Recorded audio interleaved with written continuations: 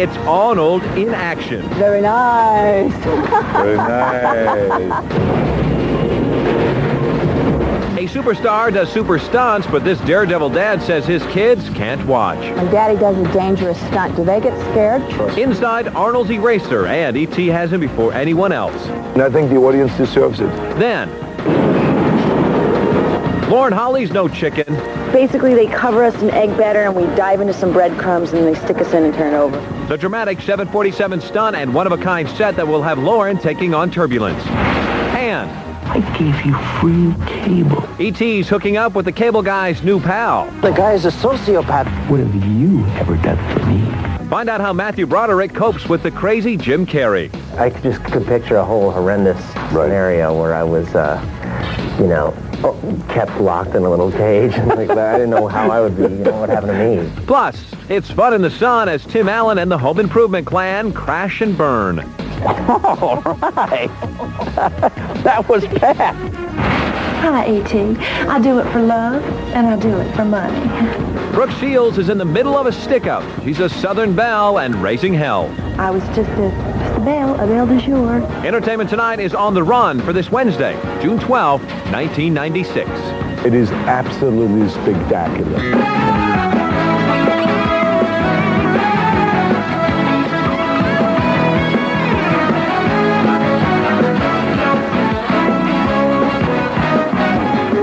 Again from Paramount Picture Studios here in the heart of Hollywood. I'm Mark Steinis. It's not even officially summer, and already Tom Cruise and Sean Connery have hit it big at the Hollywood box office, battling bad guys. Now it's Arnold's turn. Here's E.T.'s Julie Moran.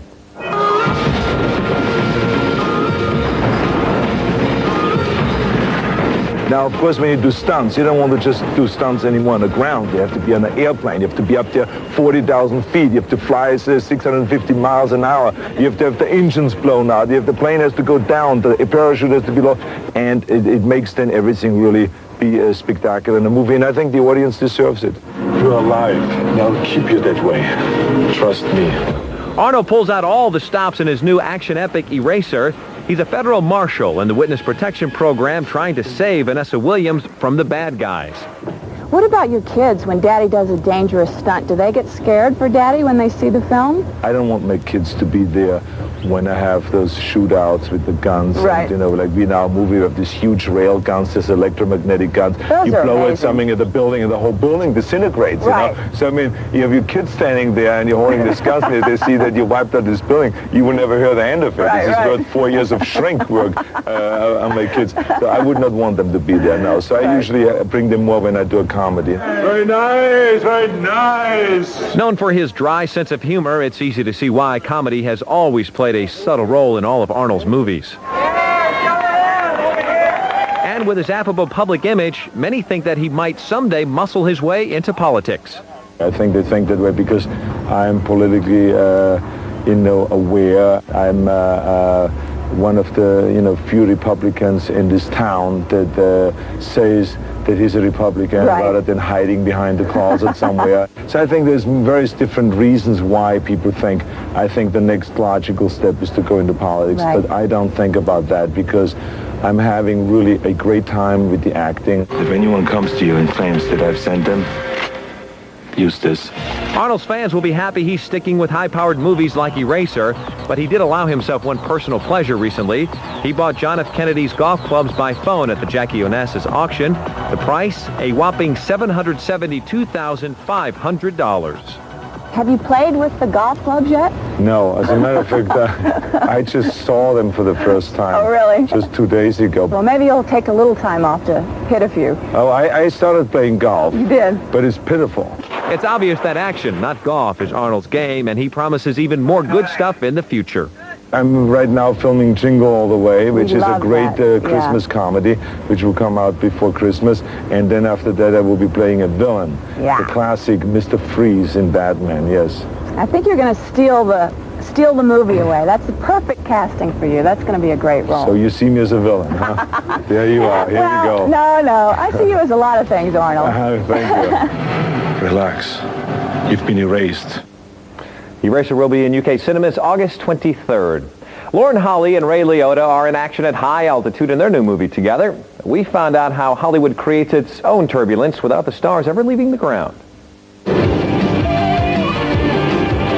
Take a look at this rockin' and rollin' set. It's a fake airplane built on a huge contraption called a gimbal.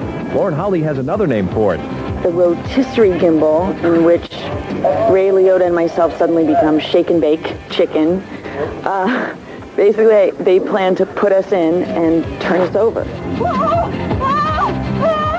It's just absolutely amazing, the set itself. It's amazing. The movie is called Turbulence. Lauren's a flight attendant and Ray is a convict being transported by federal marshals. They hit a storm and all hell breaks loose. And this really gives you the feel that you're in a storm. I mean, it's really incredible. My palms started sweating. And yeah, sometimes you know, when you're acting, you really have to get yourself up certain days to do certain things. Once this plane starts bouncing up and down, it just, right away, it just kicks you into what you have to do. When the storm hits big, Ray's captors are killed and he's on the loose going after Lauren. Look at me, man! Top of the world! It's basically they cover us in egg batter and we dive into some breadcrumbs and they stick us in and turn over and we're done. They've got to wear pads so they don't really get hurt, but Lauren still gets aches and pains. I definitely felt it, hips and knees when I got home. Let's just say I don't think this movie's going to play on too many planes. See you later. Bye-bye. Take it easy, Lauren. By the way, she flies a plane in one scene of the movie, so to make it look convincing, they put her through the paces in a flight simulator. Lauren says she was proud of herself. She only crashed once. Well, Lauren's former love, Jim Carrey, is about to hook you up with his new movie. We wanted to see how Jim's co-stars in The Cable Guy kept up with Hollywood's wild man. One thing, I have this friend, and he gave his cable guy $50, and then he got all the movie channels for free. Did you ever hear of anything like that? The Cable Guy stars Jim Carrey in the title role as a lonely man who decides to make Matthew Broderick's character, Steve, his best friend. You mean illegal cable? Yeah. Who told you that? What is his name? I wanted. I could picture a whole horrendous scenario where I was, kept locked in a little cage and like that. I didn't know how I would be, what would happen to me. Matthew was just a little worried that his performance would be dwarfed by Jim's larger-than-life antics. Check this out. Silence of the lambs. But Matthew soon realized there are certain perks in playing straight man to the comic genius of Jim Carrey. It's kind of was nice for me because I didn't feel as much pressure as that poor fella must, be feeling. If it's bad, it's good that it will land on his shoulders. Right. And if it's a big success, it's too bad that it's going to land on his shoulders. Hey, maybe I'll take you up to the satellite sometime, show you how this whole thing works. Sure. We should do that one day. How about tomorrow? Tomorrow? Tomorrow's no good. I crossed the line. Sorry. Oh, no, you didn't cross the line. No? Cool. Pick you up at 6:30. As for playing the object of someone's weird obsession, that was an experience that Matthew was only slightly familiar with. In any relationship, what I think I have dealt with is the more the person seems uninterested, the more you have to have that person. Exactly. So I think that dynamic I've been on both sides of probably. You set me up. No, I taught you a lesson. I can be your best friend or your worst enemy. You seem to prefer the latter. That dynamic is an essential part of the story, a story that, as it turns out, underwent a dramatic change once Carrey signed on. Cut. Print. Check the gate.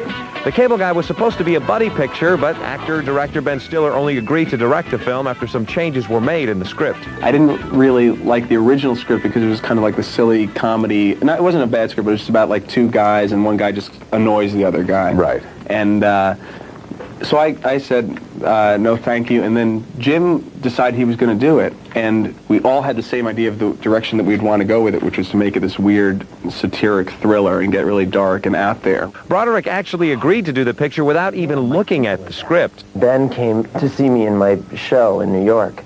And we went out to dinner afterwards, and we were supposed to talk about it, and he didn't really have a script. So we didn't know what to talk about. And it was like, I remember it was an awkward... I just about halfway through the dinner, I was like, yeah, I'll do it. We don't have to keep talking a minute. So then we just ate, And what sold you on it then? Well, it was a big, Jim Carrey movie, Yeah. I'm not, Yeah, I wanted a piece of that. I'm on Steven Sim. Not a bad move. And now that Matthew has finished shooting The Cable Guy, he may want to find time to see it. I have a weird feeling it's going to end up with me paying, you know, $750. And, Oh, yeah. you know, I haven't actually seen the final cut, so I Haven't keep, you? So you're watching I keep it, glancing yeah. over it. Yeah. How do you like it so I'm in far? love with myself. You're very good at this, Matthew. Thank you. You should stay in this business for a while. Don't do that! You're gonna get me killed!